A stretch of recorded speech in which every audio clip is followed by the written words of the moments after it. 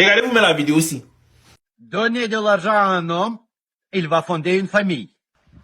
Donnez de l'argent à une femme, elle ne va jamais se marier. Il a payé toutes ses études, mais à la veille de sa prise de fonction comme infirmière, elle met fin à leur relation. C'est une histoire qui secoue actuellement la toile américaine.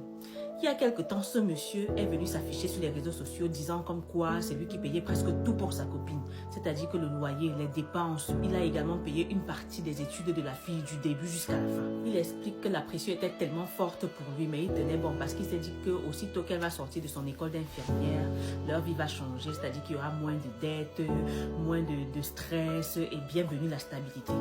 Et donc, à quelques jours de la sortie de sa copine, vraiment, le gars était super content parce qu'il voyait déjà la lumière au bout du tunnel. Donc, il s'est dit que non, à ce moment-ci, leur vie va changer. Sauf que, à la veille donc de sa prise de fonction, sa copine vient lui dire carrément que c'est fini entre nous. J'ai dit sans explication comme ça, sans explication valable. Elle vient dire que c'est fini. Le gars est chamboulé, il est venu parler de ça dans les réseaux sociaux et les réseaux sociaux se divisent. Il y en a qui disent qu'il a investi son argent pour rien sur une personne, d'autres qui disent que l'amour ce n'est pas le contrat, il a juste aidé la fille et tout et tout et tout. Donc vous-même dites-moi, est-ce que la fille a raison de le quitter comme ça? Après tous les sacrifices que le gars là a fait pour elle, est-ce qu'elle a eu raison de le quitter comme ça, de se lever à la veille? Vous pensez que c'est fait exprès ou bien c'est juste qu'elle n'aimait plus le gars ou bien, je sais pas, elle a fini d'exploiter le gars pour enfin venir dire au gars que vraiment c'est terminé entre nous? Pardon, dites-moi aussi. J'attends vos avis en commentaire. J'ai 36 ans, je ne suis pas encore marié, j'ai été dessus 3 fois, j'ai décidé d'observer. Alors, ok. Donc là, c'était la première personne. La deuxième personne, qu'est-ce qui s'est passé? Je me souviens, lorsque j'étais au secondaire, je faisais première C au lycée Jos. Quand tu es Camerounais, Philippe, tu connais un peu comment le Cameroun fonctionne au lycée Jos. Alors, j'ai connu, j'étais pas trop mec à meuf, hein, mais j'avais une copine là, elle faisait première littéraire qui je plaisais bien. Du coup, à chaque fois, c'est moi qui l'aidais en mathématiques et tout. Moi, j'ai eu, mes parents étaient encore modestes à l'époque. Du coup, ma mère, elle a eu une opportunité pour le Canada pour moi. Genre, mes papiers, tout et tout. Ma copine, moi, je l'aimais déjà. Du coup, moi, je lui ai dit que, ok, moi, je vais aller continuer mes études au Canada. Elle m'a dit que si je pars, elle va se suicider. Oh là là là là là là! Oh là là! Si tu pars, elle va se suicider.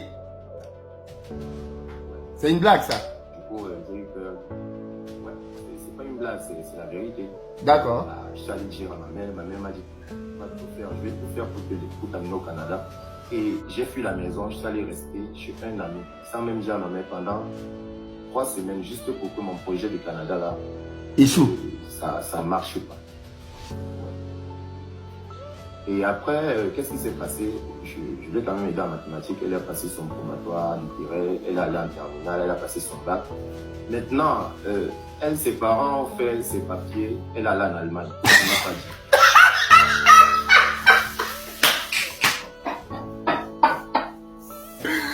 Attends. Donc, toi, tu as refusé le Canada. Tu as eu on peut tapoter, s'il vous plaît. On tapote. Tu as eu une opportunité de voyage pour le Canada. Tu as refusé le voyage. Tu as fui la famille. Tu as fui la maison à cause de cette fille-là. Tu l'as aidé à avoir son probatoire. Elle est arrivée en terminale. Elle a eu son bac. Ses parents lui ont trouvé une opportunité pour l'Allemagne. Elle est partie sans te dire. Ah oui. Et ça m'a beaucoup blessé. Mais bien sûr. Moi-même à ta place, ça va me blesser. Ça va me fendre le cœur. Bon, maintenant, pendant que vous vous concentrez sur investir sur les femmes, nous on se concentre sur investir sur nous-mêmes. Vous allez, attendez, vous montrez mon solde. 9 289 000.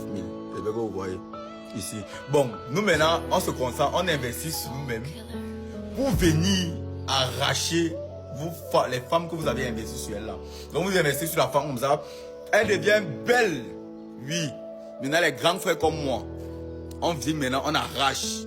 Figure-toi que vient chez moi et vient chez Tanga comme ça, garde 2 voitures. Je suis chargé. Elle te bat, mon petit. Donc, si tu veux, tu prends ton âme, tu peux investir sur la femme. Les filles, il faut un peu dire aux petits garçons là que si moi je viens vous chercher, vous allez accepter. Parce qu'il y a 2 voitures, elle est là, et si beau, elle a les lèvres roses. On m'a un locataire. Allez là, tu dragues femme pour te faire tellement tu veux pas tomber sur Djanjou. Il ne sait plus où aller. D'où est Djanjou?